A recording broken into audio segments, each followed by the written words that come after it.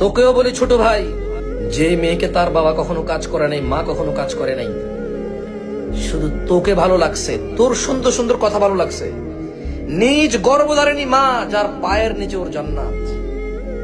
মাকে লাঞ্ছিত করে যে মেয়ে তোর জন্য চলে আসছে, যদি একটু থেকে একটু বেশ কম হয় ছোট ভাই আমার,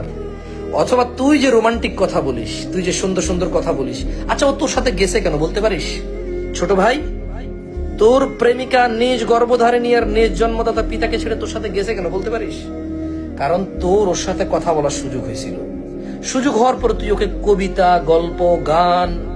নানা কথা শুনাইছস, যেখানে সে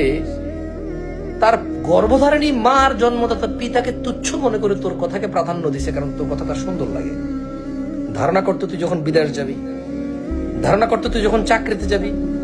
ধারণা করতে তুই যখন বাসায় থাকবি না, তোর বউ যখন ফেসবুকে বসবে বা মোবাইলে বসবে, কোনো আড্ডায় বসবে, কোনো দোকানে যাবে, পরিচিত কোনো খালতো ভাই বিদেশ থেকে আসছে, ছোট দেখছে ওকে, বা অনেক আগে ওকে পছন্দ করতো, ও হালকা পছন্দ করতো, একটু ধারণা করতো যখন ওই ছেলে গল্প বলবে,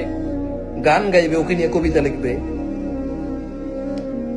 তোর বউ যদি গর্ভধারিণী মা আর জন্মদাতা পিতাকে তোর কবিতা আর গান শুনে চলে আসতে পারে, ধারণা কর তোকে যেতে কি লাগবে।